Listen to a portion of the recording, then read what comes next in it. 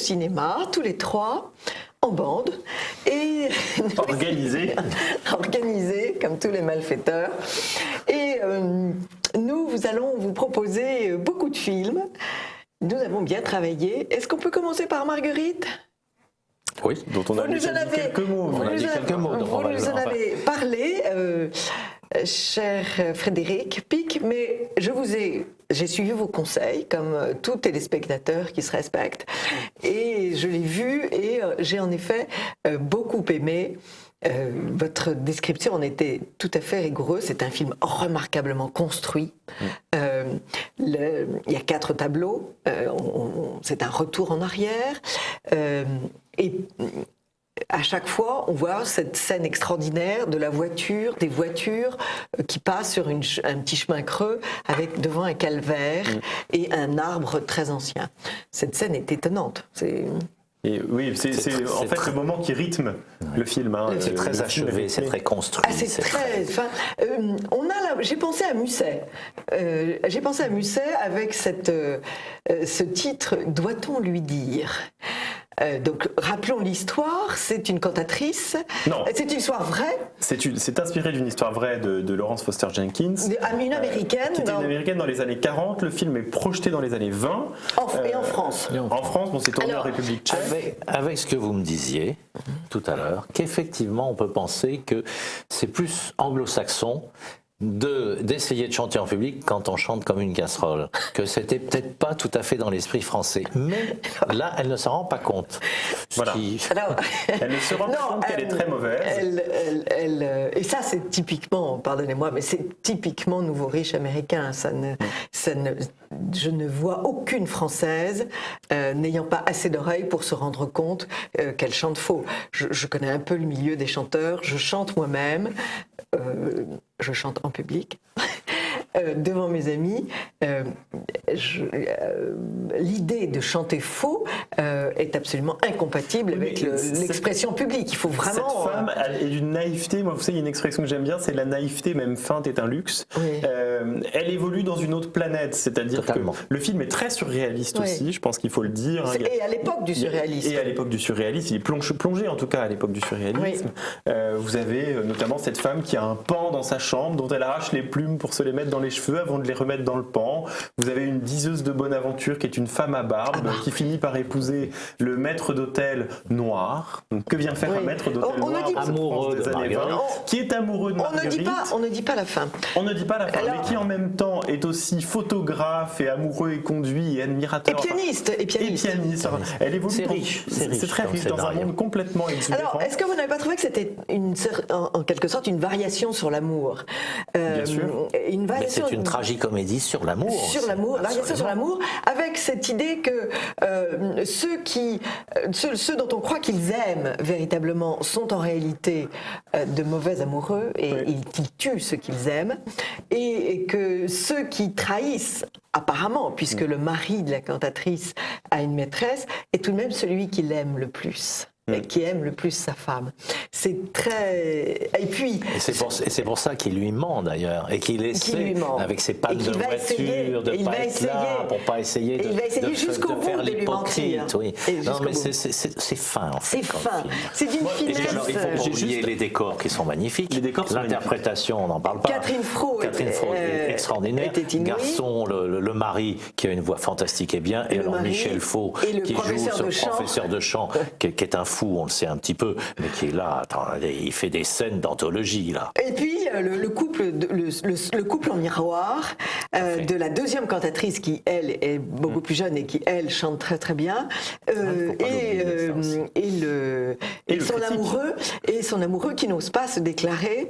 Je vous dis, on est vraiment dans une pièce de Musset d'aujourd'hui. Il faut aller voir ce film, il faut aller voir. Parce qu'il a assez mal démarré, et je pense que c'est vraiment dommage. Xavier Giannoli est un très bon metteur en scène, il a écrit les dialogues, il a fait le scénario. Il faut absolument aller voir ce film, vous en reviendrez convaincu. Alors, il y a quelque chose aussi dans les lumières de ce film. Les couleurs sont un petit peu atténuées, un peu ternes. Enfin, on plonge dans... Rien que les couleurs du film, on plonge dans une atmosphère un peu sombre, mais pas sombre à la façon des thrillers américains sombres, des des couleurs un petit peu passées, et il est rythmé, comme vous le disiez, par des tableaux. Le titre, premier tableau, deuxième tableau, etc. s'affiche. Donc c'est vraiment conçu aussi un peu comme. Et puis c'est un peu une critique sociale aussi d'un milieu qui chante pour les orphelins de guerre, mais qui n'ont pas d'enfants.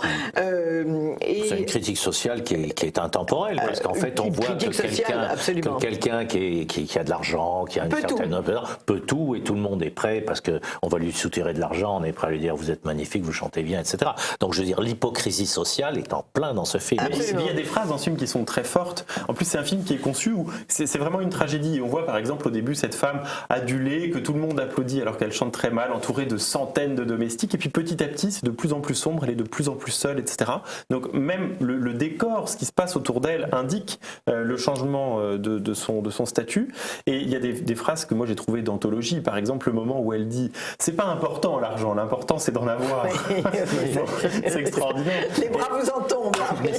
C'est pour ça que je dis bravo, parce qu'il a fait les dialogues et toute cette façon de faire, etc. C'est lui entièrement. Et c'est tout à fait juste. Moi, il y a juste un petit bémol, c'est qu'il y a certains moments qui sont un petit peu vulgaires. Il y a un petit peu de longueur d'abord, et puis il y a des petites vulgarités, notamment cette scène du théâtre où des mots fleuris peuvent. Ça permet à Michel Faux de faire une. Et puis.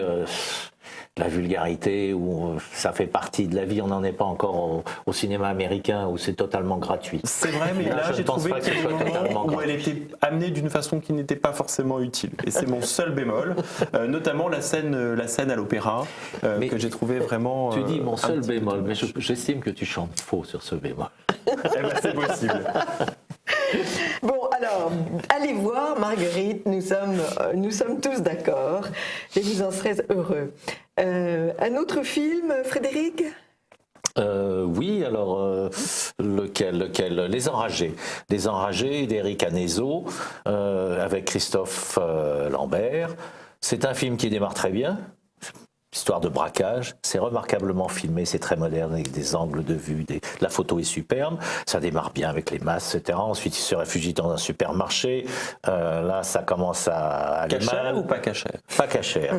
Et il tue quelqu'un, ils prennent une fille en otage, Virginie Ledoyen, qui est une actrice qui n'a pas réussi à faire une grande carrière, mais enfin, elle joue son rôle normalement, pas un rôle très utile.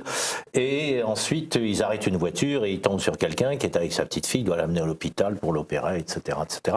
Donc, là, ça va, la mise en scène, le début, on se dit on va avoir un beau thriller. Et puis ensuite, bah oui, ça tombe un petit peu parce que on est tombé dans le travers des poursuites habituelles. Alors ça se passe dans les grands espaces canadiens, tourné au Canada. Il y a de la place, on peut se poursuivre pendant longtemps. C'est assez joli, mais ensuite c'est un petit peu classique, c'est-à-dire les motards qui veulent les arrêter, ils tuent les motards et puis ils ont un problème. Hein.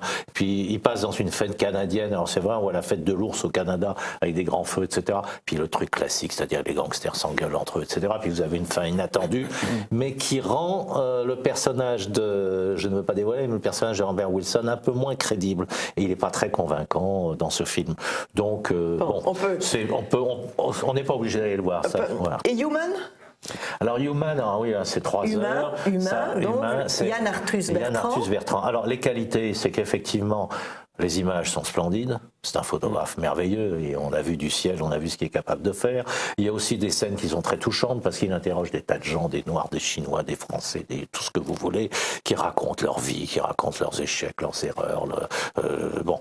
Alors, il y a des choses qui sont touchantes et en même temps, il ne peut pas s'empêcher, lui, d'avoir cette espèce d'humanisme, la larme à l'œil, sans arrêt, tout le monde il est beau, tout le monde est gentil, et de faire ses discours moralisateurs. C'est-à-dire que, vu du ciel, si vous voulez, on ne voit pas beaucoup les petits vers de terre, ni ce qu'il pourrait y avoir de non, pas mais bon. Il se penche là-dessus, il nous montre des gros plans avec des gueules aussi magnifiquement photographiées. Donc vous avez la femme qui va se plaindre parce qu'elle s'est fait... Si vous voulez, tout le monde sont nos frères, il faut s'aimer les uns les autres, c'est très beau, mais enfin moi je me sens pas le frère d'un serial killer américain, pas plus que le frère d'un mec de Daesh qui décapite. Oui, notre sentiment de fraternité commence à baisser un peu. Une dizaine d'Indiens qui violent dans un autobus une pauvre femme indienne. Non. Donc je veux dire, cette espèce de larmoyance sans arrêt, c'est assez agaçant par moments et on comprend pourquoi, naturellement, quand il a donné son avis sur les réfugiés, qu'ils rentrent tous, qu'ils arrivent tous, etc. Donc son humanisme bélant m'ennuie un peu. Mais en même temps, il y a des très belles choses. Très bien, merci beaucoup. Alors un film, si vous me le permettez, qui s'appelle Code Uncle, qui s'appelle FBI duo d'agents ou quelque chose de ce goût-là. Donc c'est le film d'action du moment, qui succède à Mission Impossible, pourrait-on dire. Et c'est plutôt bon. Voilà, à mon sens. Alors c'est quoi ? C'est un film qui s'inspire d'une série des années 60 ou 70. J'avoue que j'avais jamais vu la série avant, n'étant pas vivant à l'époque où elle passait à la télévision. N'insistez pas, Maxime. Et ça suffit. Quelle est l'histoire ? Donc ça se passe pendant les années 60, c'est Kennedy qui est président, donc c'est en pleine période de guerre froide, et les États-Unis et la Russie sont les grandes puissances nucléaires, et attention, un méchant groupe de nazis reconvertis en hommes d'affaires internationaux italiens ont réussi, ou vont réussir, à avoir leur propre bombe atomique portative qu'ils pourront donner à qui veut bien la prendre, et donc...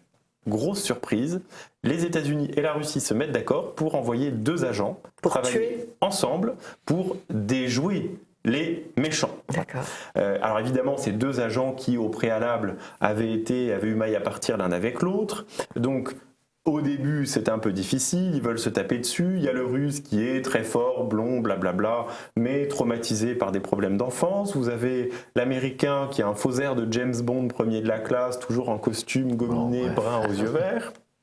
Les 2 sont beaux gosses, évidemment, parce que sinon ça ne marcherait pas.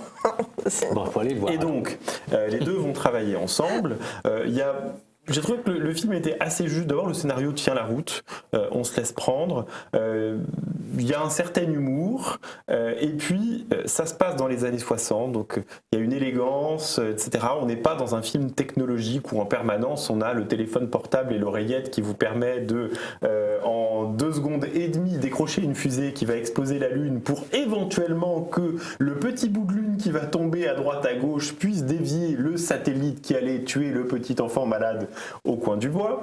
Bon, donc là c'est fait avec beaucoup plus de finesse, il y a beaucoup d'allure, enfin voilà, ça se passe en plus en Italie, que j'aime bien, et ça laisse présager une suite, et en plus il y a un rebondissement où en fait on comprend que les Américains et les Russes, il n'y a pas de gentils, il n'y a pas de méchants. Rappelons le titre, Code. Trop binaire, Code Uncle.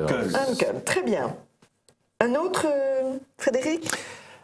Oui, un début prometteur. Oui. Effectivement, on peut dire que dans le film Un début prometteur, c'est le film qui a été tourné et réalisé par la fille de Lucchini, Emma Lucchini. Ah oui. Alors, l'histoire, c'est 2 frères, un interprété pas mal d'ailleurs par Manu Payet, qui a grossi, s'est laissé pousser la barbe. C'est un écrivain qui sort de cure des intoxications, donc pendant les 10 premières minutes. Mais c'est un écrivain, donc il a des paroles assez intéressantes intellectuellement, et il est toujours entre 2 eaux, entre 2 whisky plutôt. Et puis un autre, son frère qui est un petit de 16 ans, qui tombe amoureux d'une femme qui en fait dépense son argent au casino et perd beaucoup d'argent, donc il prête de l'argent, tout ça, parce qu'il est tombé amoureux. Donc le départ... À 16 ans, on a beaucoup d'argent, c'est vrai. Non, mais un peu d'argent, enfin tout ça, bon, faut pas trop chercher, faut pas trop gratter.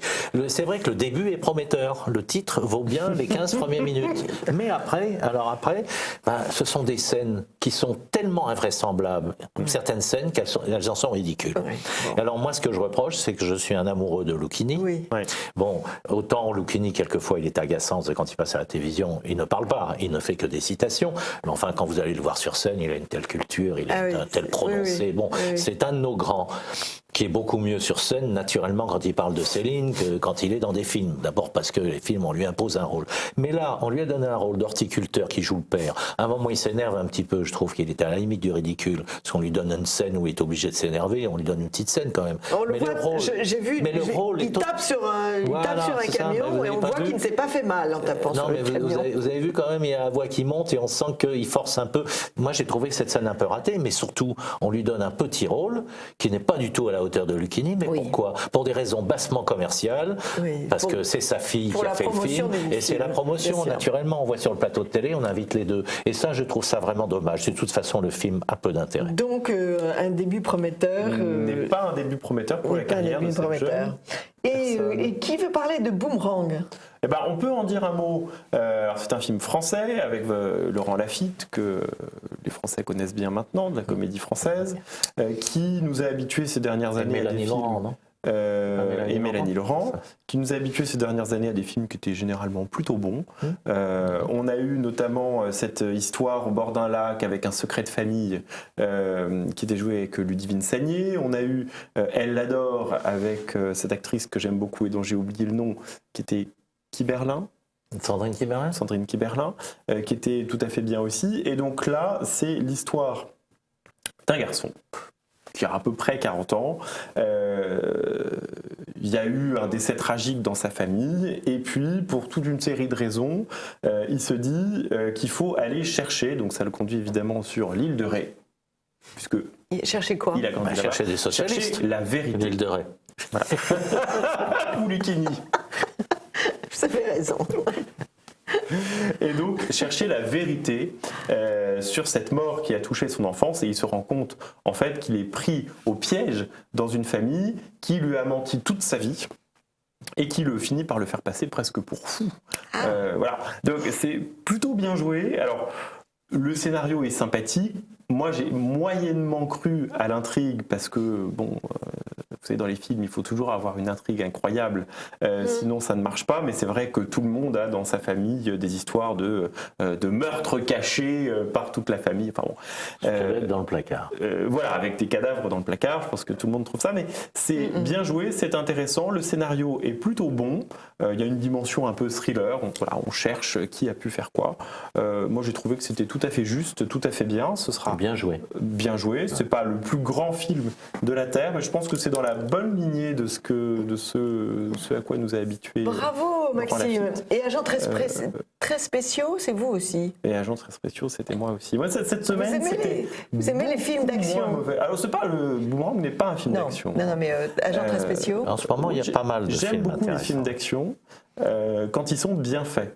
La cueillette a été bonne tout de même. La cueillette est bonne, et il y a beaucoup de films qui sortent en ce moment. Moi alors. J'ai eu peut-être plus de chance parce que parfois c'est le hasard aussi. Hein. Mais j'en ai d'excellents pour. Il y a notamment le futur. Le film Mandarine, vous savez. L'odeur de la mandarine. Oui, nous le gardons, nous allons le voir. Que j'irai voir, que je n'ai pas encore vu, mais dont j'attends beaucoup. Nous irons le voir. Et puis il y a ce film avec cette jeune Anglaise qui va être confrontée à la Première Guerre mondiale, et on devine que tous ses amis vont être profondément bouleversés. Donc elle, par ricochet, par cette Première Guerre mondiale dans laquelle il s'engage, alors qu'elle était une sorte de féministe. Et j'ai oublié le nom du film aussi, mais la bande-annonce avait l'air tout à fait prometteuse. Nous en reparlerons. Et la prochaine fois, puisque cet après-midi, je vais aller voir Madame Bovary, donc je vous en parlerai. Très bien. Alors, de sûr dans notre panier, Marguerite, Code Unkel et Les Enragés. Non, pas les enragés. Non, pas les enragés. Boomerang. Vous allez me faire enrager. et pas Les Enragés. Oui, j'avais mal fait mon signe. Donc 2 films français. Et 2 films français. C'est quand même pas mal. Et merci à tous les deux. Merci. Et à la prochaine fois. Amis de TV Liberté, à très vite pour une autre rubrique de Nous filons au cinéma.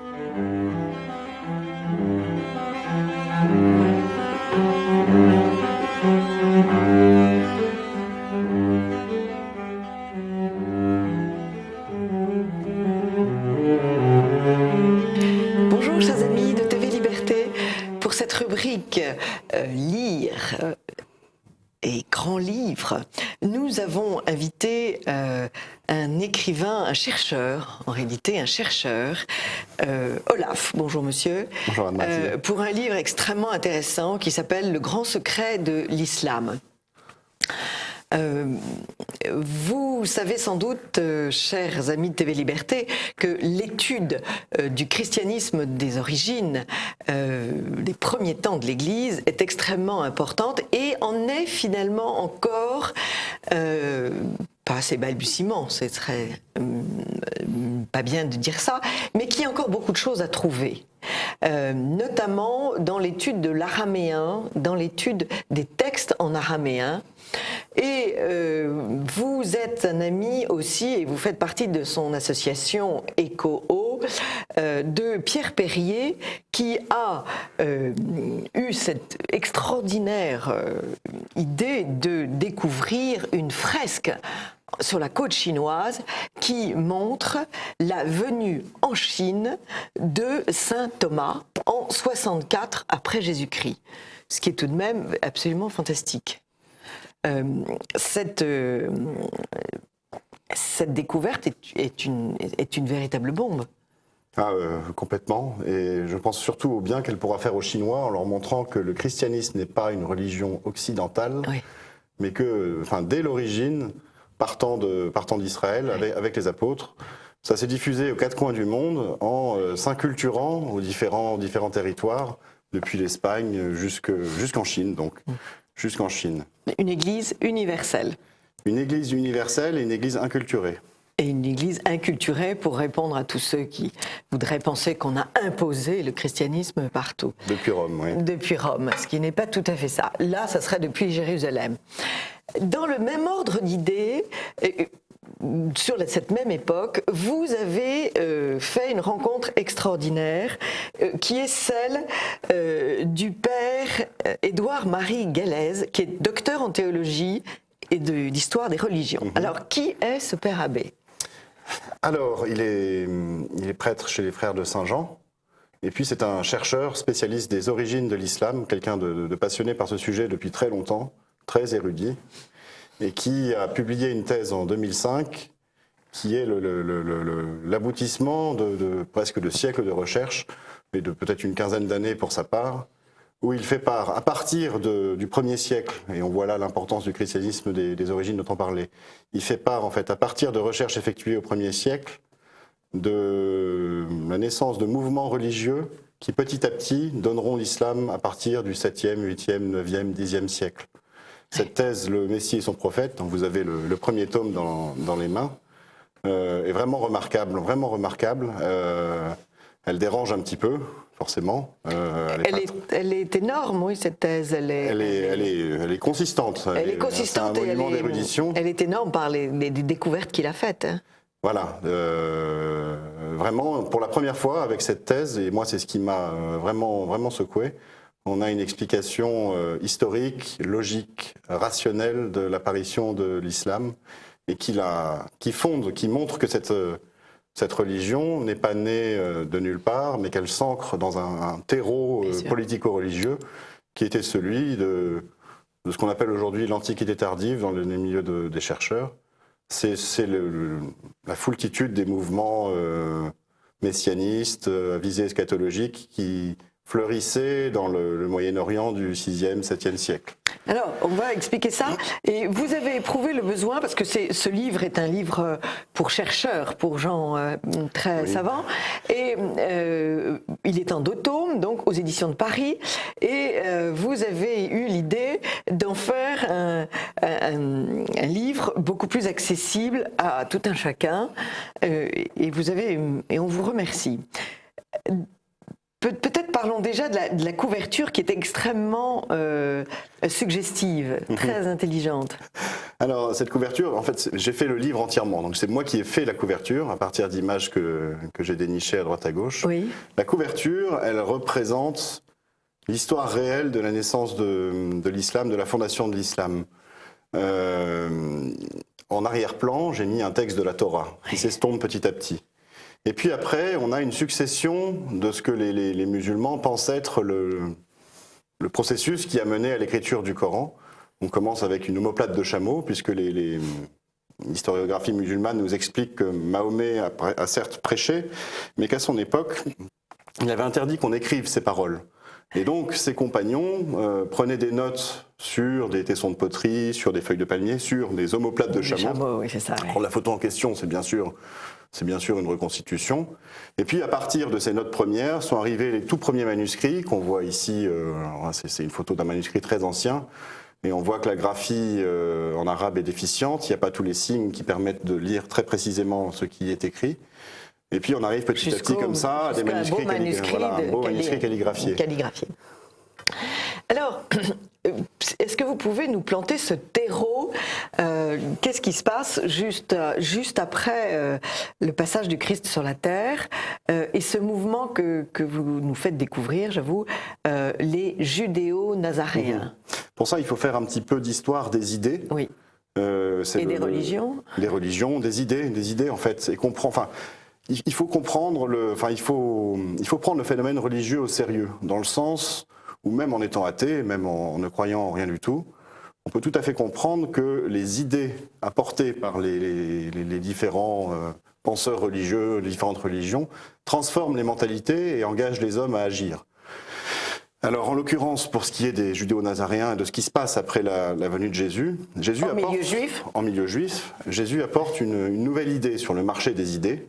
Si on peut parler des choses comme ça, il apporte l'idée qu'un salut du mal est possible. Oui. Qu'on peut être délivré du mal, de la mort, de la corruption. Et le mal, à l'époque de Jésus, dans le peuple juif, il est souvent identifié aux non-juifs, à l'autre, à l'impur. Oui. Et à l'occupation romaine. À l'occupation romaine, aux mauvais juifs qui n'ont pas la bonne religion. Et à l'impur, c'est très important, parce qu'on va le retrouver, cette notion de pureté. Par exemple, le mal peut être assimilé à cette époque-là à la caste des grands prêtres, qui est jugé par beaucoup de juifs comme étant des usurpateurs au temps de Jésus. Et puis ça va se développer par la suite. À partir de cette idée que on peut se délivrer du mal, combiné à l'idée que le mal c'est l'autre, c'est le méchant, va naître un projet politico-religieux qui est celui de délivrer le monde du mal avec des moyens humains. Oui. Alors, le Messie va revenir, il va vraiment faire le travail. Alors ça part de certaines idées chrétiennes et de certaines vues de l'eschatologie chrétienne. Jésus avait annoncé son retour dans la gloire, mais pour certains juifs... c'est tout de suite. C'est ici maintenant, tout de suite. En fait, chez ces juifs-là, on pense que la césure se fait après la destruction du temple de Jérusalem vers 70, où il y a une scission dans la communauté judéo-chrétienne de Jérusalem. Oui. Chez ces juifs-là, l'idée première que le Messie attendu par le peuple serait un Messie politique, un successeur du roi David, est bien plus forte et l'emporte dans leur esprit sur l'idée d'un Messie chrétien crucifié, souffrant, serviteur. Donc une première déviation. Voilà la première déviation. Oui. Et à partir de cette idée-là, ils se sont dit, mais qu'est-ce qui a empêché Jésus d'être le Messie qu'on veut nous ? Oui. Qu'est-ce qui l'a empêché de reconquérir tout Israël, de rendre sa pureté à la religion, de mettre les Juifs au-dessus du monde, comme c'était annoncé selon eux dans les prophéties. Et ils se sont dit, les conditions n'étaient pas remplies, la religion n'était pas bien, les Juifs s'adonnaient à l'impureté. Et donc à partir de là, naît le projet politico-religieux de travailler sur les conditions pour que Jésus puisse revenir et en quelque sorte terminer le boulot qu'il n'a pas pu faire lors de sa venue. Ce projet, il va se centrer sur le relèvement du temple, la reconstruction du temple de Jérusalem.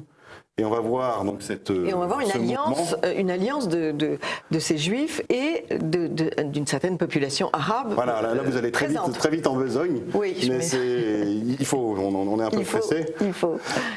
Pour mener à bien ce projet, ces judéo-nazaréens, cette secte qui s'est exilée en Syrie, a besoin d'alliés militaires. Et elle va les trouver chez ses voisins les plus proches. Chez des bons combattants, des bons guerriers. Des Arabes nomades installés en Syrie, la tribu des Koréchites, que l'historiographie musulmane place en Arabie Saoudite, mais dont on n'a aucune trace archéologique en Arabie Saoudite, alors qu'on en trouve de nombreuses, y compris dans les noms de lieux, et puis dans les vestiges archéologiques, on en trouve en Syrie. Oui. L'archéologie, c'est quand même bien utile pour empêcher, C'est au fondement de ces découvertes nouvelles, en fait, depuis une cinquantaine d'années. On ne cesse de découvrir des nouveaux vestiges dans cette région-là, Syrie, on va dire les pays du Levant. Et puis, des historiens et des chercheurs ont un peu secoué le cocotier. Là. Je pense à Patricia Krohn ou à Christophe Luxemberg. Mais pour revenir à nos judéo-nazaréens, ils s'allient donc avec les Arabes qui sont chrétiens à cette époque-là, qui ont été christianisés, pour se servir de leur force militaire afin d'aller reconquérir Jérusalem, reconstruire le temple. Et pour ça, ils vont leur transmettre leur espérance. Ils vont leur dire, vous croyez en Jésus, mais nous aussi on croit en Jésus. Sauf que le Jésus auquel nous on croit, il va faire de nous les rois du monde. Il va nous établir comme ses généraux, ses chefs. Il faut qu'on soit son armée. Et pour ça, il faut qu'on aille reconstruire le temple de Jérusalem pour le faire revenir. Donc dès le départ, une conquête armée. Dès le départ, c'est un projet politico-religieux guerrier. Guerrier, oui. Guerrier, avec une vue sur la conquête du monde entier. C'est la naissance du messianisme.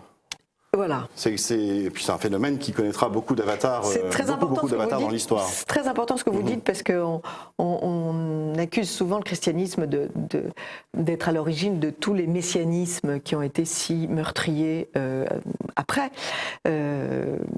Que ce soit la Révolution française, que ce soit le communisme. Les idées chrétiennes devenues folles. Les fameuses idées chrétiennes devenues folles.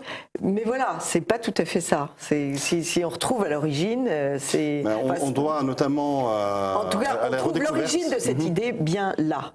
On peut la trouver dans la redécouverte des textes de Qumran. Voilà. Donc vraiment, depuis maintenant quelques années, on commence à y voir un peu plus clair maintenant qu'on a un peu écarté la piste des moines esséniens qui en seraient à l'origine.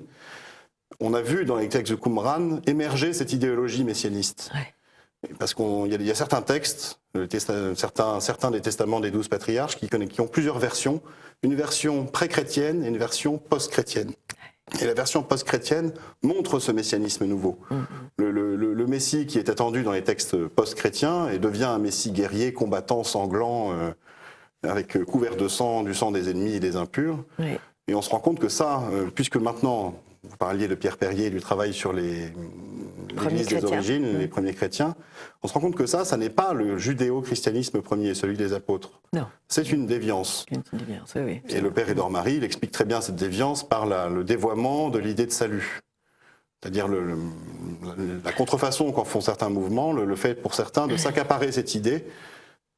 Et puis par cette alliance du politique et du religieux que vont montrer les premiers califes, puisque donc le Messie n'arrivant pas, les troupes guerrières, les guerriers arabes s'impatientent et disent on va faire le travail nous-mêmes et maintenant qu'on est une force, on va continuer à développer cette force. Exactement. Après la conquête de Jérusalem vers 638 et la reconstruction du temple, on a des témoignages contemporains. Oui. On se rend compte que le Messie ne revenant pas, les Arabes se disent nos maîtres en religion judéo-nazaréens nous ont trompés. Ils nous ont promis le monde, ils nous ont promis qu'on serait on vivrait dans un temps de félicité, qu'on serait les maîtres du monde. Or, Jésus ne revient pas, ça n'arrive pas. Qu'est-ce qu'on fait maintenant ? Ils se disent, mais nous sommes déjà les maîtres du monde, puisque militairement, par un concours de circonstances incroyable, qui vient de l'opposition entre les deux grands empires perses et byzantins, qui se sont épuisés l'un l'autre dans leur guerre, par ce concours de circonstances-là, les Arabes sont peu ou prou maîtres de cette région. Maîtres de cette région, et puis jusqu'en Perse. Et à ce moment-là, ils vont... Les maîtres du monde, c'est nous. C'est nous. Et le Messie, c'est nous. Et ils vont vouloir développer ces fondements religieux dont ils ont vu qu'il était important. Exactement. Ils jugent en fait leur position et les faits qui leur donnent raison selon eux comme étant la justification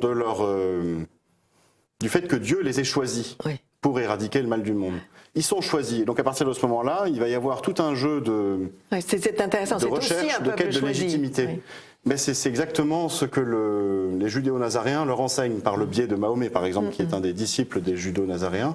Les judéo-nazaréens leur disent, nous sommes juifs, fils d'Isaac, vous êtes juifs, fils d'Ismaël, nous faisons partie du même peuple choisi.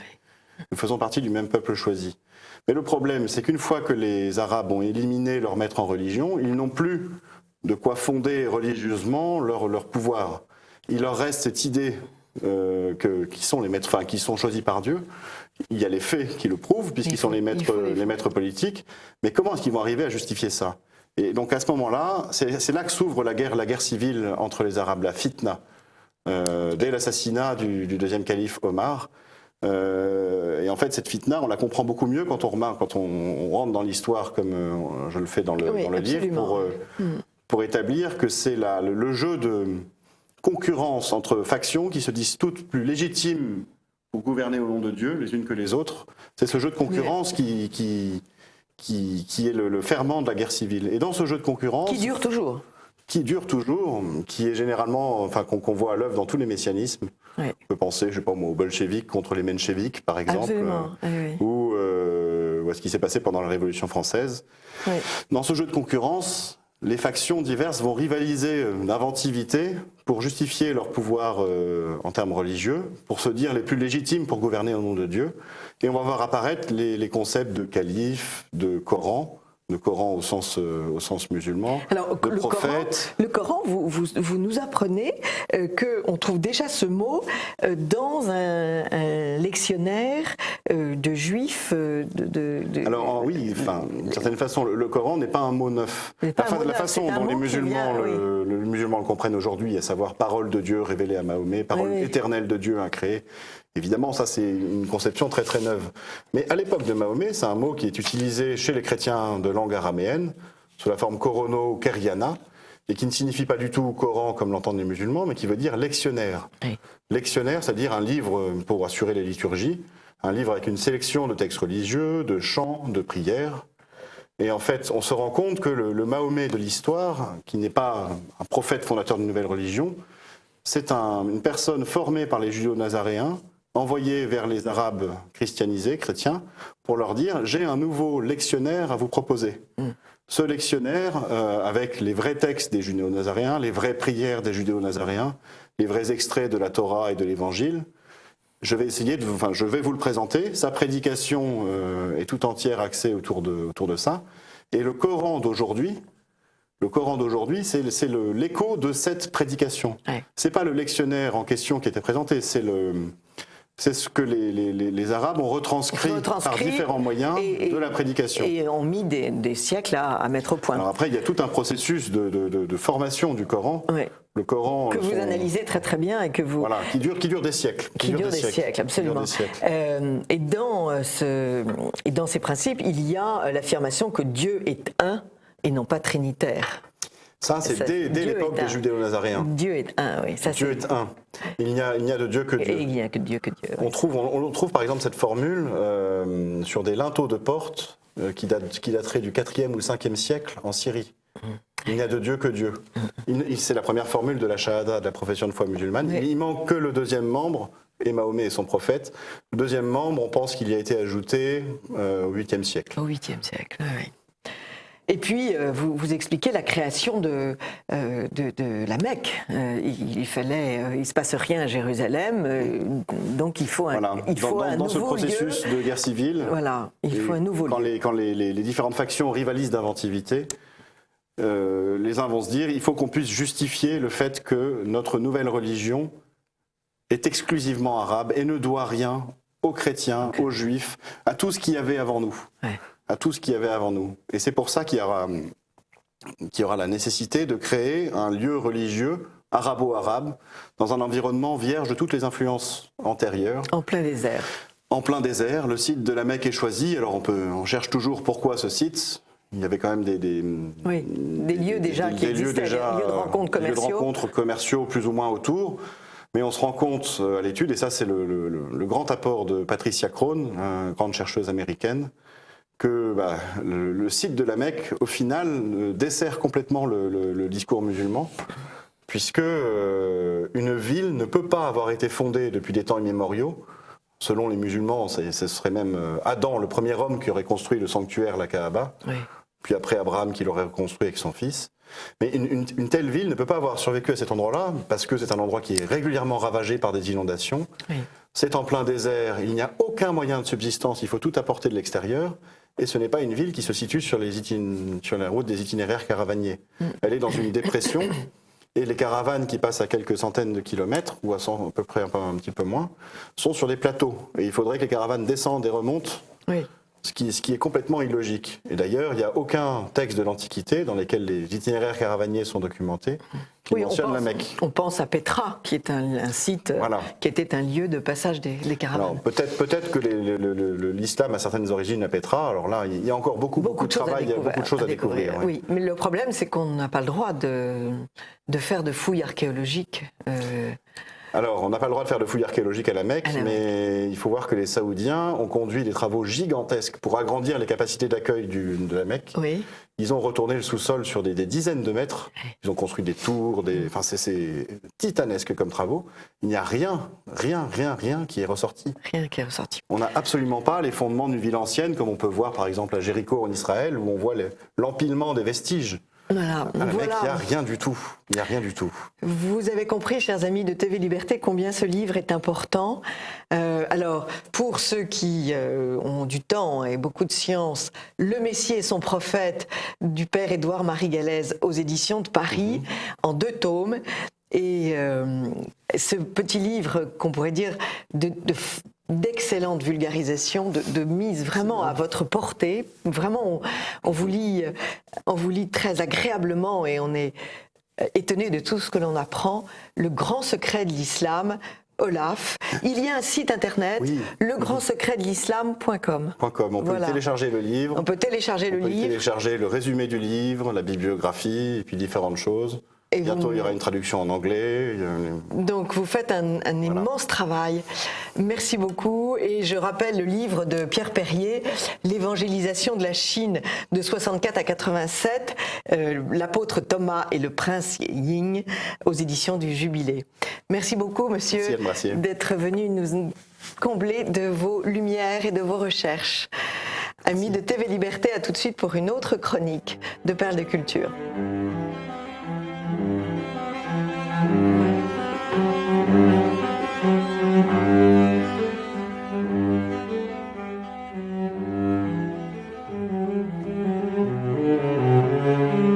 Amis de TV Liberté, bonjour.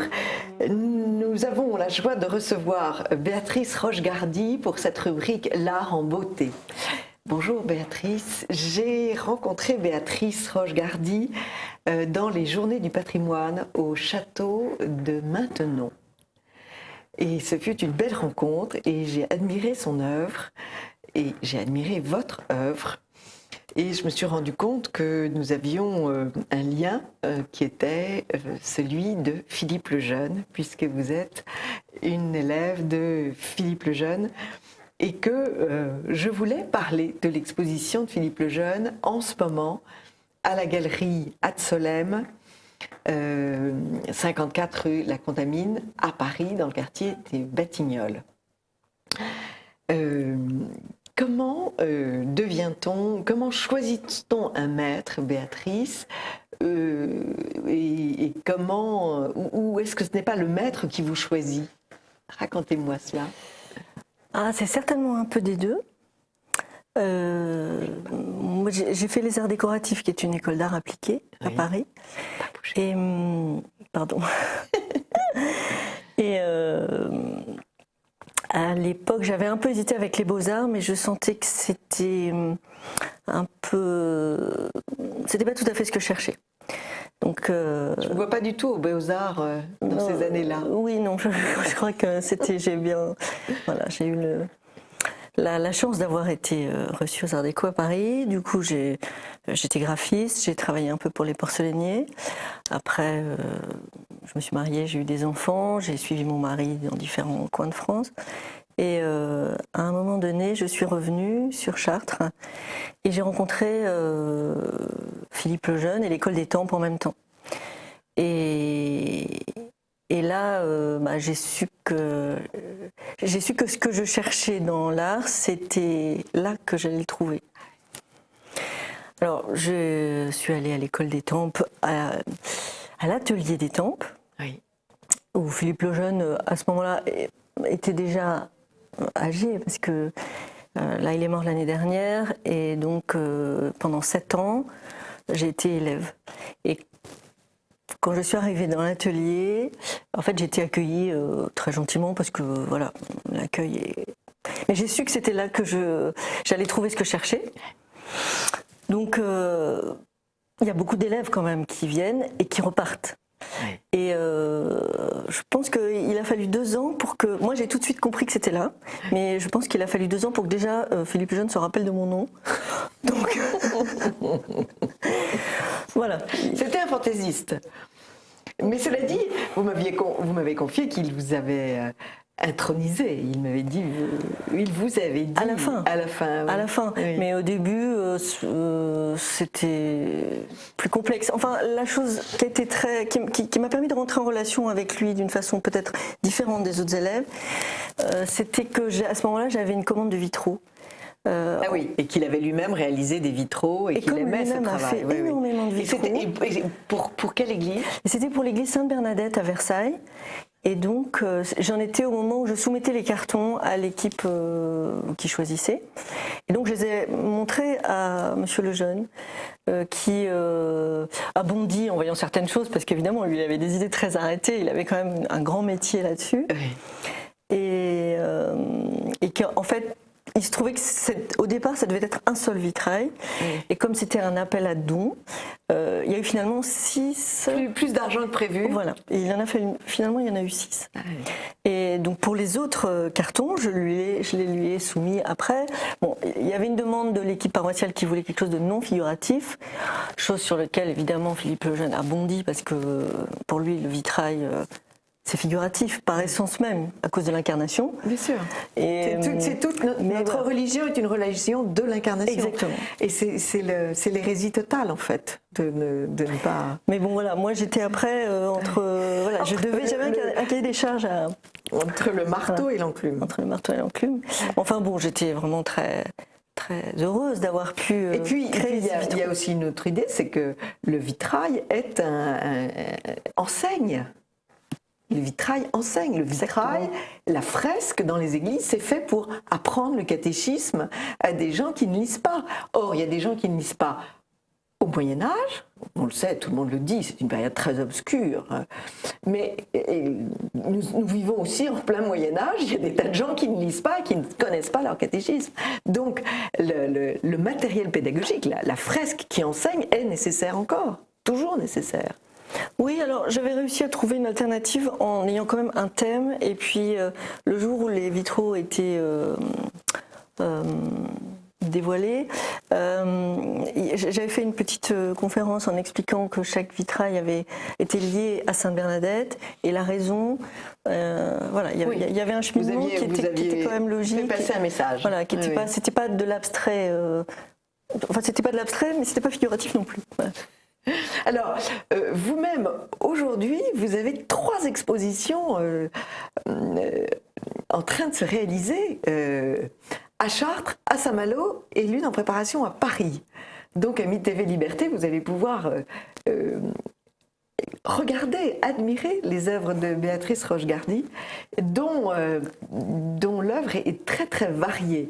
Vous aimez les paysages. Beaucoup. Oui. Et vous nous les faites aimer. Vos paysages je rentre de Provence. Vos paysages de Provence sont tout à fait beaux. J'avais dans la tête les peintures de Provence de Van Gogh, puisque j'étais à Saint-Rémy, et celles de Yves Braillère.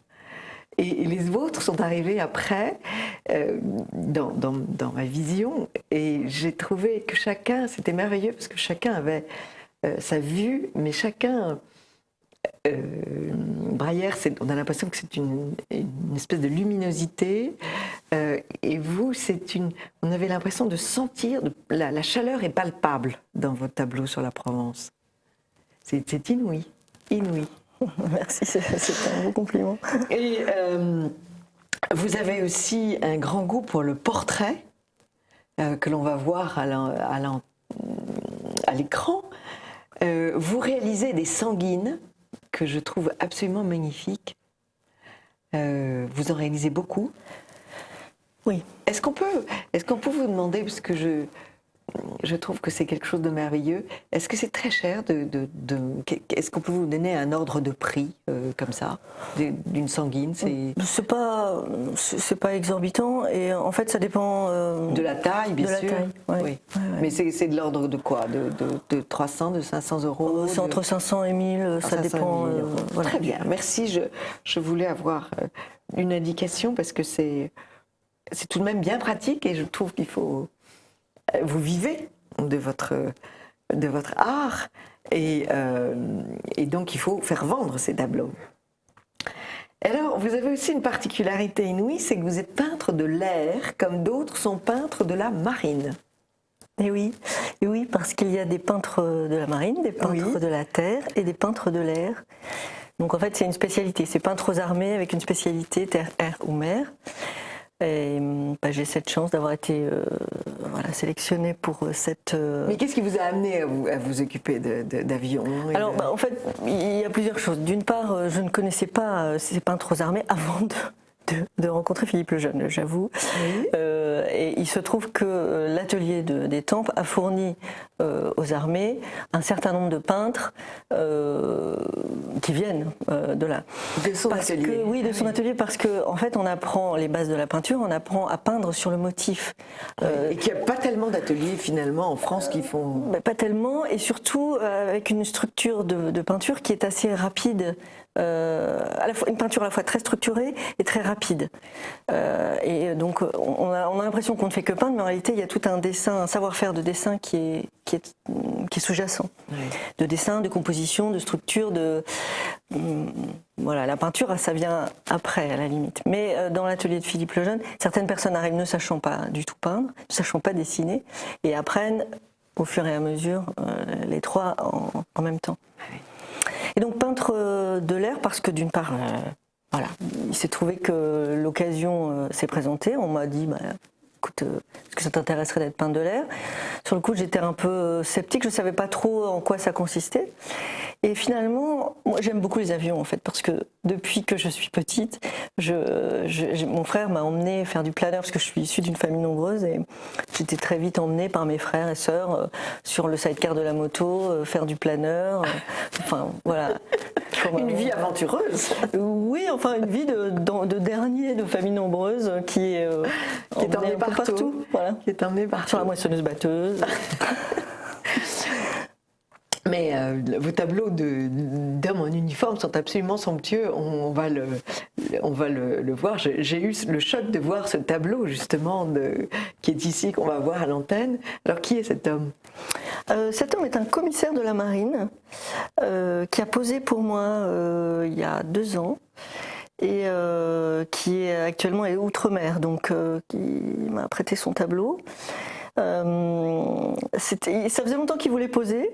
Ça tombait bien parce que vous aviez besoin. J'avais besoin pour éventuellement exposer au musée de la Marine pour le salon des peintres de la Marine. Donc c'est un tableau qui effectivement a été exposé à ce moment-là, en 2013.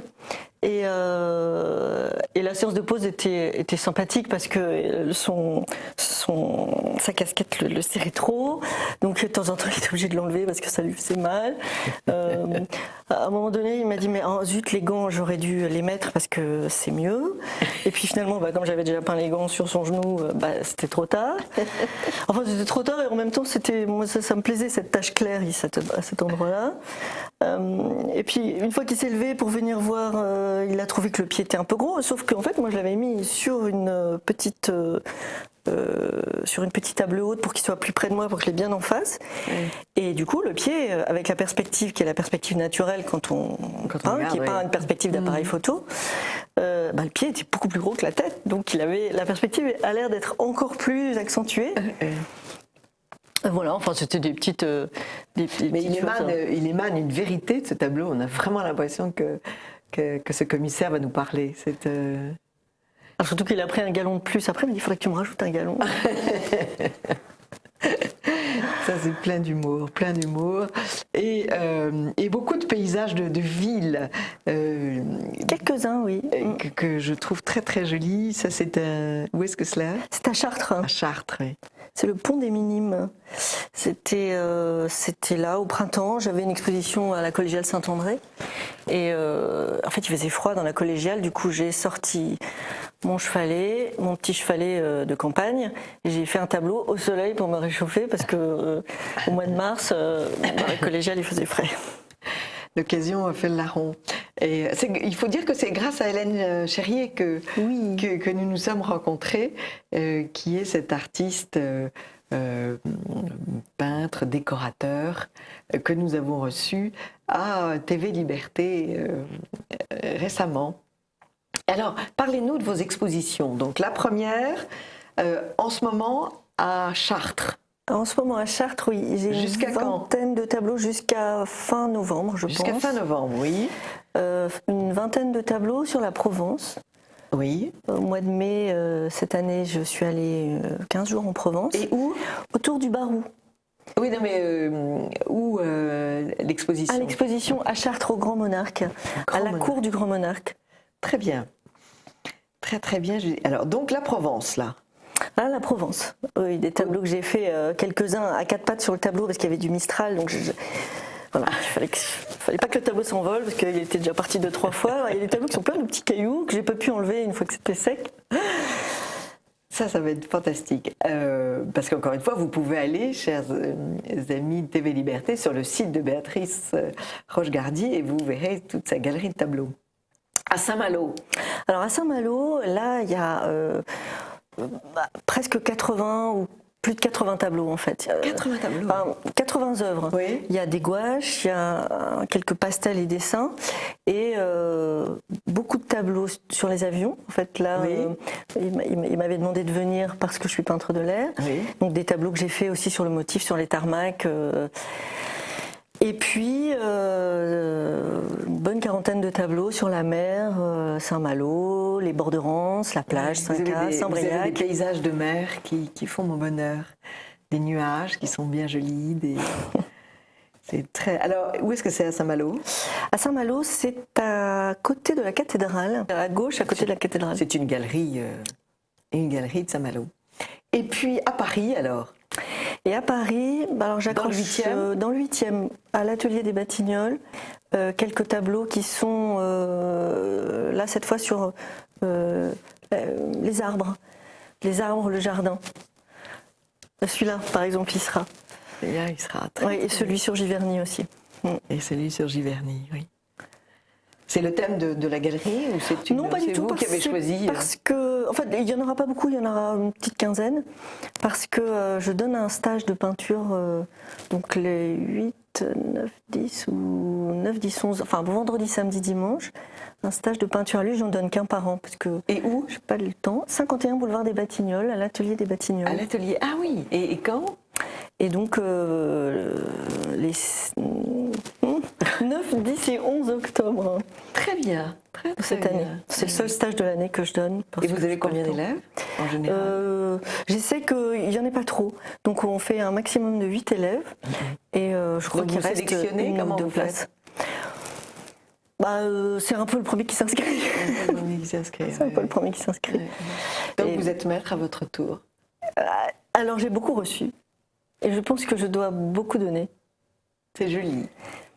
Ça me semble indispensable. Il y a un moment où il faut...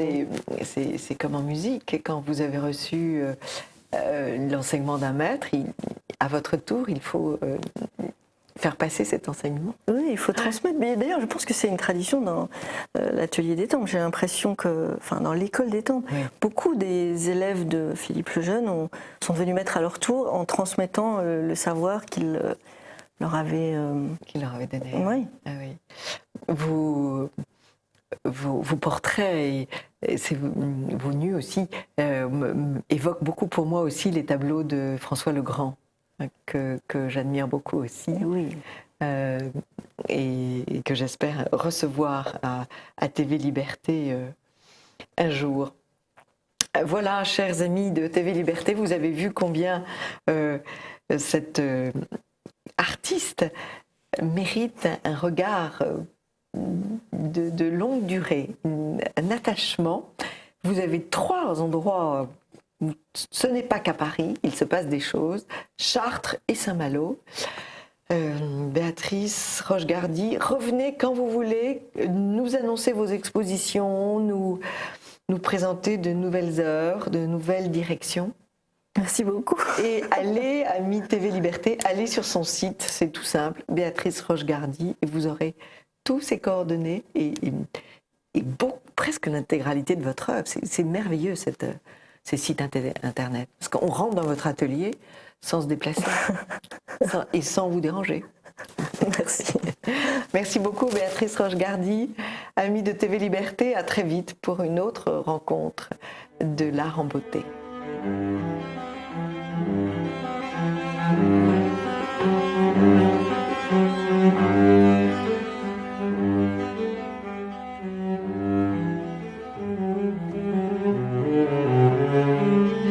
Amis de TV Liberté, pour cette rubrique patrimoniale, nous avons la chance, Maxime Gabriel et moi-même, de recevoir Madame Remise, secrétaire générale des Vieilles Maisons Françaises. Merci beaucoup, Madame, d'être venue à TV Liberté pour nous parler de cette très belle association, son histoire, son action. Nous l'avons mis un petit peu en valeur juste la dernière émission en célébrant votre opération Food Patrimoine, mais vous allez nous en dire plus et Maxime va vous poser toutes les questions. Oui, qui nous viendront à l'esprit. Peut-être on peut d'abord appeler la genèse de l'association, qui est quand même maintenant une vieille dame. L'association est une vieille dame qui se porte fort bien. Elle a un peu plus de 50 ans. Elle est devenue la première association en termes de membres, première association de défense du patrimoine, puisque nous regroupons environ 18 000 membres. 18 000 membres. Oui, à travers toute la France, avec des délégations fort actives dans chacun des départements. Alors certains départements sont un peu plus représentés que d'autres, si on peut dire. C'est évident qu'il y a quand même un lien direct entre le patrimoine, le bâti d'un département et le nombre d'adhérents.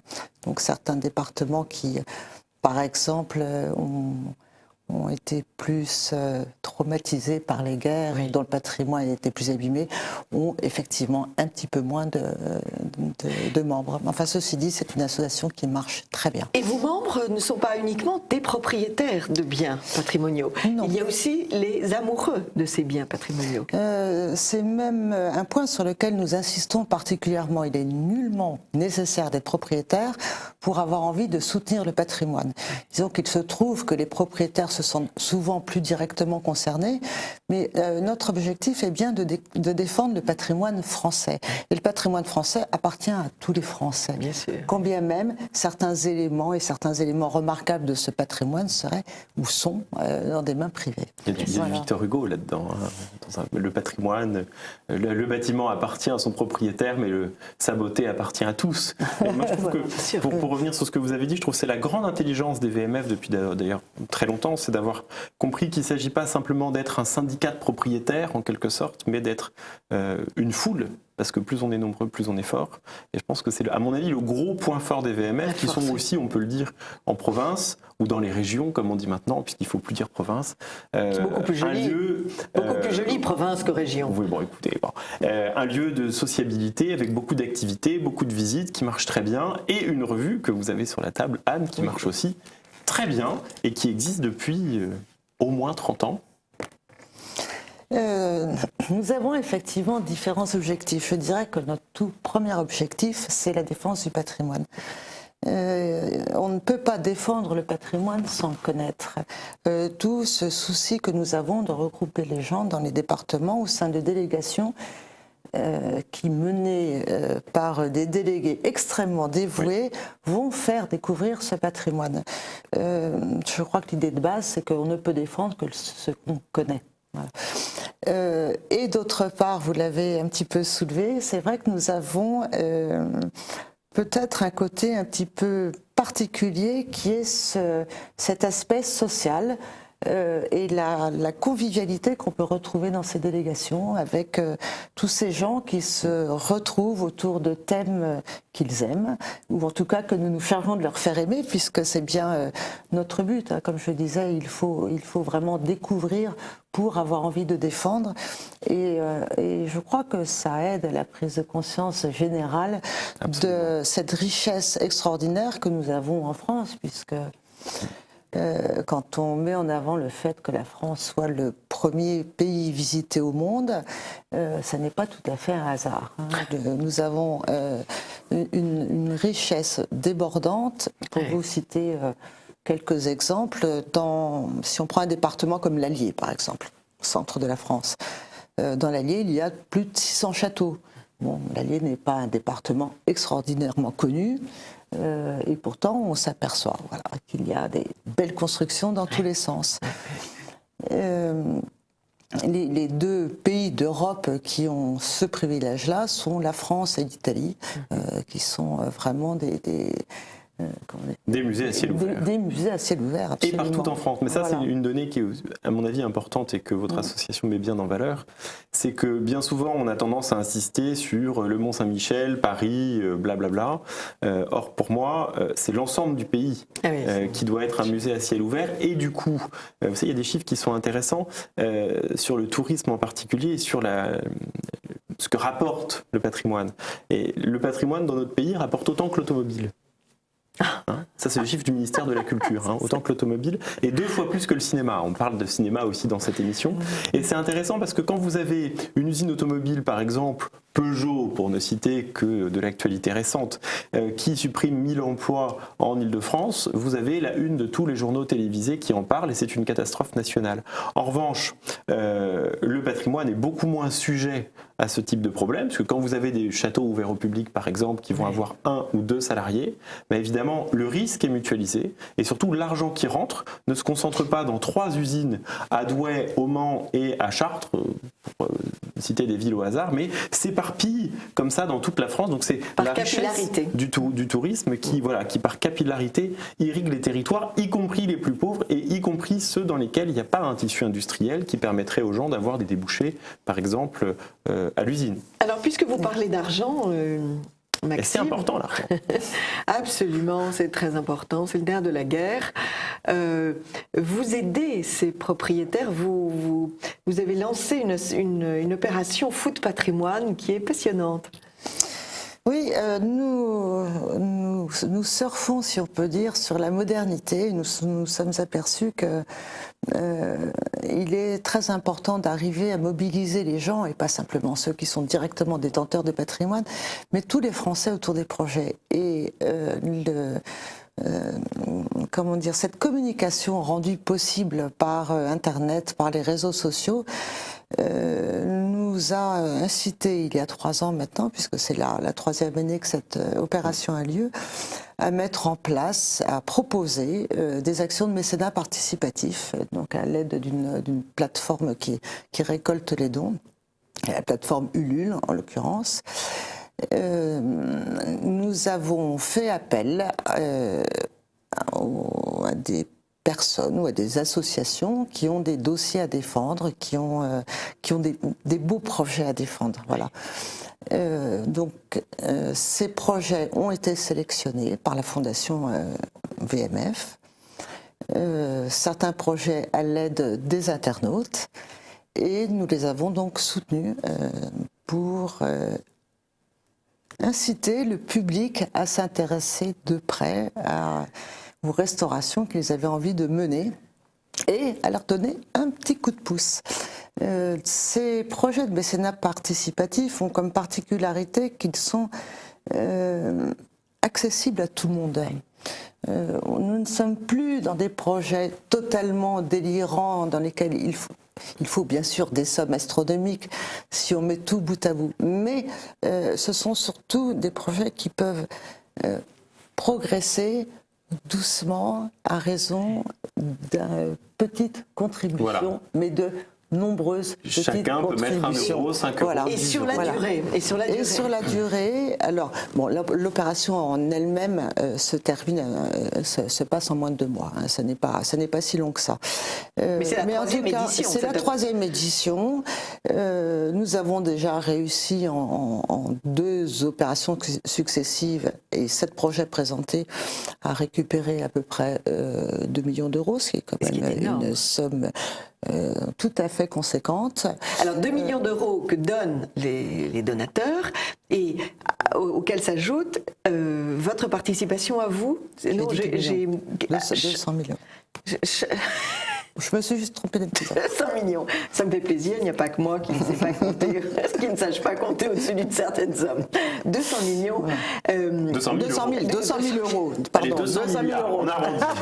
Arrondissons Nous à 2 serions milliards. ravis. 200 000 euros. Voilà. Bon, en tout cas, à chaque somme qu'obtient un château, ou une demeure, ou une église, correspond un don de l'association des VMF, c'est ça? Alors, notre système est en partie celui-là, c'est-à-dire que nous fixons un premier plafond. Et donc, nous aidons jusqu'à concurrence de 10 000 euros. C'est ça.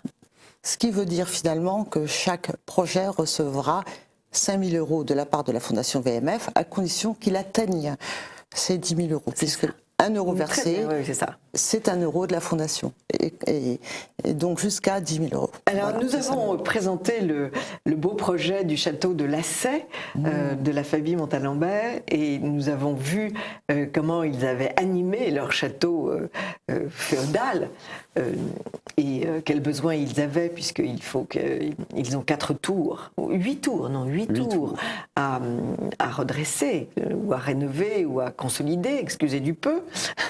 Et donc, les animations extraordinaires de parachutage, des artistes qui marchent sur des fils, enfin c'est une animation extraordinaire. Quels sont les autres projets que vous avez choisis cette année? Alors, nous avons eu un choix assez éclectique. Un des projets qui a été retenu, c'est notamment la forteresse d'Andelot, qui est en Alsace, qui est une forteresse du XIIIe siècle assez extraordinaire, installée en hauteur, qui domine le paysage. On voit avec un peu une forme de nef, d'ailleurs, c'est assez extraordinaire. Comme Königsberg, comme beaucoup de châteaux, ils sont accrochés sur des cimes.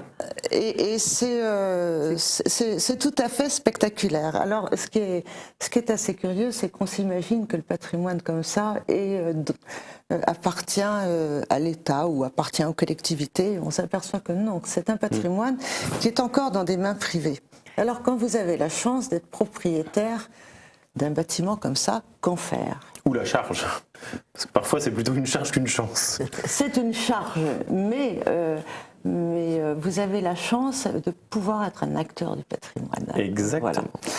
Voilà. Et ceci dit, quand vous dites que c'est une charge, c'est effectivement une charge qui dépasse tout le monde à l'heure actuelle. Et pas seulement financière, parce qu'il y a l'aspect financier, mais il y a aussi la dimension gestion. Enfin, il faut gérer, animer, passer du temps, être sur place. Donc c'est quand même un choix de vie. Toutes les maisons ont besoin d'amour. Oui, mais enfin, une maison de 300 mètres carrés, c'est pas tout à fait la même chose qu'une forteresse qui domine les Alpes. Alors, c'est encore plus compliqué que ce que vous évoquez là, puisque ça n'est pas même habitable là. Oui, voilà. En l'occurrence. Donc en fait, c'est vraiment se battre pour l'amour du patrimoine, pour la défense de ce qui petit à petit a fait la France. C'est fou. Hein. Oui, c'est un château à ciel ouvert, il n'y a plus que les murs. Ce sont des murs. C'est une ruine. 2 tours. C'est un énorme décor de théâtre. Voilà. Et comment l'anime-t-il ? Alors, comment l'anime-t-il ? Il cherche notamment à transformer cette forteresse en lieu d'école pour apprendre à travailler la pierre, par exemple, pour faire des chantiers de jeunes. Très bien. Alors on en parlait, on peut dire un mot d'ailleurs, parce qu'en préparant l'émission, même il y a quelques minutes, avant de démarrer l'émission, on parlait du fait que le patrimoine, c'est aussi l'insertion professionnelle, et vous insistiez sur la démarche sociale du patrimoine face à beaucoup d'élus qui vous disent « je ne peux pas restaurer tel patrimoine en mettant 100 000 € parce que je fais mon centre d'action sociale ». Par exemple. Parce que je construis mon 3e terrain de foot. Ou mon rond-point. Bon. Ma piscine, ma patinoire. Dans ce genre d'exemple, on voit que le patrimoine, c'est aussi l'emploi, c'est aussi la formation, ça peut être aussi l'insertion par le travail, y compris, on voit des exemples pour des détenus, pour des publics en difficulté, ou dont la scolarité est un peu vacillante, et qui peuvent, à travers des cas concrets, d'abord se former, apprendre un métier, mais aussi trouver une forme d'amour. Parce que être tailleur de pierre pour une forteresse du XIIIe siècle, c'est pas tout à fait comme être tailleur de pierre pour refaire la façade d'une villa hollywoodienne construite en 2014. Bon, la charge émotionnelle n'est pas tout à fait... Je pense que vous ne contredirez pas quand je dis ça. Je ne vous contredirai absolument pas. Je crois que un des arguments que j'aime bien, c'est que tout le monde a besoin de racines et que finalement notre patrimoine, eh bien, ce sont nos racines. Et ce sont les racines de la France. Et je suis très enthousiaste quand je vois des gens qui redécouvrent ce passé et qui lui accordent une valeur et qui comprennent pourquoi ils doivent l'entretenir, pourquoi ils doivent le transmettre. Finalement, je crois que d'une certaine façon, nous sommes peut-être responsable de notre futur, très certainement responsable de notre futur. Mais le futur, nous avons à le faire. Et le passé, nous avons à le transmettre. C'est vraiment complètement différent. On ne peut que le respecter. On ne peut pas le transformer. Et c'est un rôle assez prestigieux, en fait, d'avoir à se soucier de ce que nous allons passer comme ça et de comprendre que tout ce passé permet de construire le futur. Il permet sur différents plans, que ce soit un plan culturel, que ce soit un plan économique, c'est indissociable et c'est une force que nous avons dans notre pays. Et c'est vrai que voir toutes ces personnes qui se soucient de ça, tout cet effort qui est fait, toute cette mobilisation extraordinaire, donc y compris dans des opérations comme Food Patrimoine, où nous sollicitons tout un chacun, et où, comme vous le disiez tout à l'heure, 1 euro, tous les euros comptent. Petite goutte d'eau, eh bien, finit par faire des rivières. Voilà, et permet de 200 au milliard. En rajoutant beaucoup de zéros, comme je le faisais tout à l'heure. Voilà. Mais d'ailleurs, en parlant de Racine, on peut peut-être dire un mot de votre revue, parce que vous n'avez pas dit un mot et Anne la tient précieusement sur ses genoux. Alors vous ne le direz pas vous-même, mais moi je le dis, c'est à mon sens une des meilleures revues de patrimoine qui existent en France, en tout cas grand public, où il y a à la fois des beaux reportages, mais aussi des informations concrètes. C'est très bien illustré, c'est très bien fait. Vous avez été une des premières associations en France, une grande association j'entends, à créer une revue. Je pense que ça marche bien aussi. Donc j'en ai fait l'hommage, mais je pense que vous pouvez maintenant en parler et dire aussi à nos téléspectateurs qu'ils peuvent s'abonner, même sans être membres des VMF, s'ils le souhaitent. Oui, c'est une façon de participer. Je ne peux qu'abonder dans votre sens, mais j'irai même plus loin. Bien évidemment, je trouve que c'est la plus belle revue du patrimoine en France. En tout cas, en ce qui concerne les VMF. Alors, il y a une rubrique qui est fantastique. C'est une rubrique que j'aime beaucoup dans tous les journaux de déco. C'est avant et après. Donc, on voit les châteaux avant l'intervention des travaux, et puis après. C'est quand même tout à fait étonnant.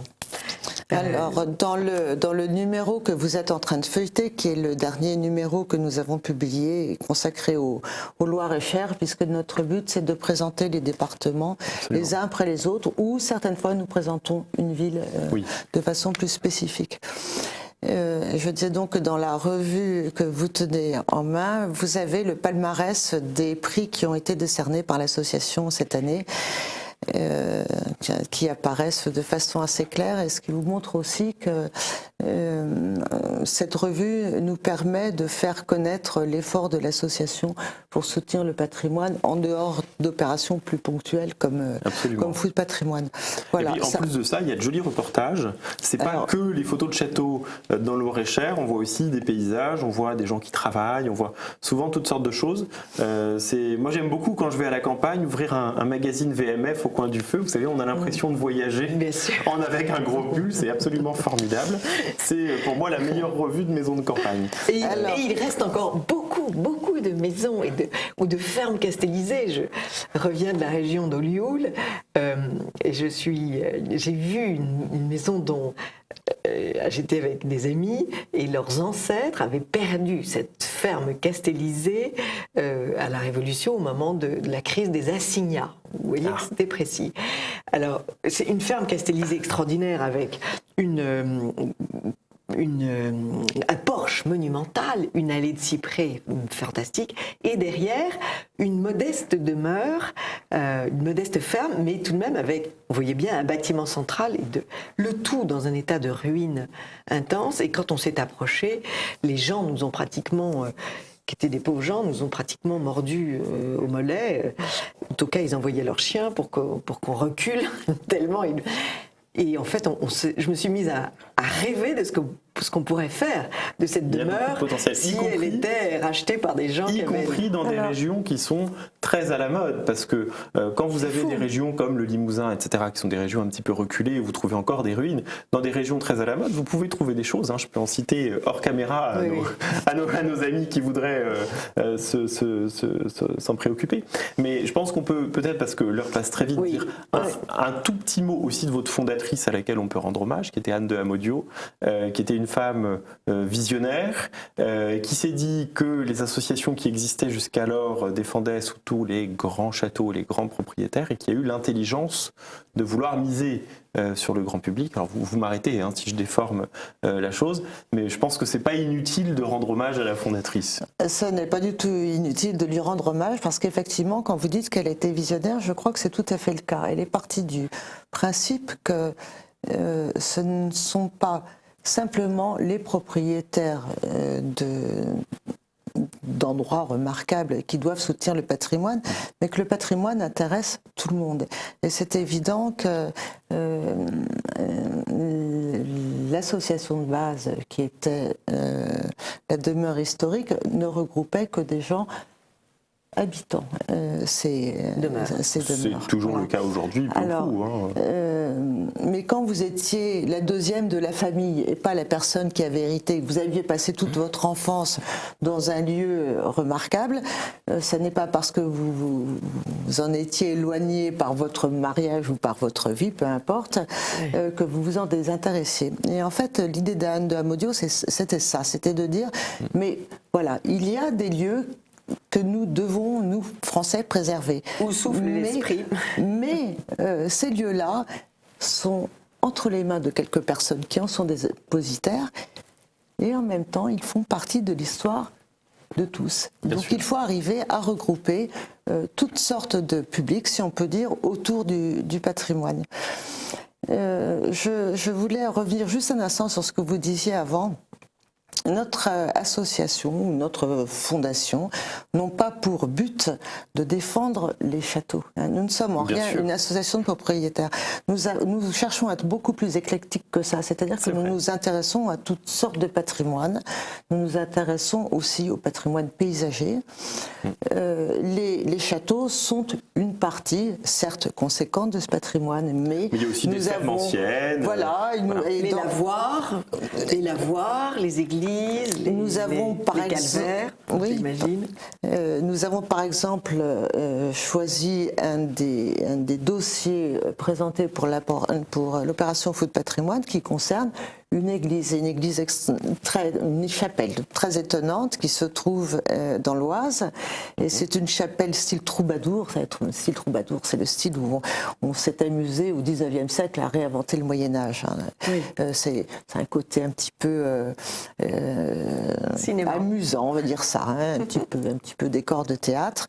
Bon, et c'est une chapelle qui est tout à fait étonnante, qui a été bâtie avec les restes du jubé de l'église des Carmes de Metz, qui était arrivé, je ne vais pas vous faire toute l'histoire, dans les bagages de Joséphine de Beauharnais, qu'on a retrouvé après sa mort dans des caisses. Et donc ça a été racheté ou récupéré par quelqu'un qui a remonté une superbe façade sur la terrasse de son château, mais voilà, tout ça, ça date du 19e siècle, ça avait été monté sans fondation, c'est dans un état absolument déplorable, or c'est assez spectaculaire. Voilà. Donc nous sommes aussi très contents de pouvoir soutenir un patrimoine qui Tous les patrimoines. Tous les patrimoines. Vous Voilà. nous donnez Voilà. envie de partir pour le prochain week-end voir cette chapelle. Ah, mais Ou dans le Loir-et-Cher, puisque votre vue, c'est le Loir-et-Cher. Ou dans le Loir-et-Cher. Ou dans le Loir-et-Cher. Voilà. Ou dans l'Aude, où nous avons également un très beau projet avec l'abbaye de Villelongue. Ou encore à la découverte d'un château étonnant, très en ruine, en Côte d'Or. En Côte d'Or. Son nom? C'était la question n'est pas posée tout d'un coup. il m'échappe. C'est pas grave, vous serez réinvité. Et on Merci va beaucoup. inviter aussi nos téléspectateurs à aller sur le site Sur le site DVMF, internet. qui s'appelle Madame Remise. Le site internet, c'est tout bêtement VMF. Si vous tapez VMF sur Google, vous y arrivez directement. Voilà. C'est Exactement. vmfpatrimoine.org. Et puis il y a aussi une rubrique, VMF, vous y arriverez. et puis il y a aussi une rubrique Food Patrimoine. Merci beaucoup, Madame Remise, d'être venue Rochefort. partager Rochefort, bravo, d'être venue partager toutes ces richesses avec nous. Merci, Maxime Gabriel, ami TV Liberté. À très bientôt pour une autre rubrique du patrimoine.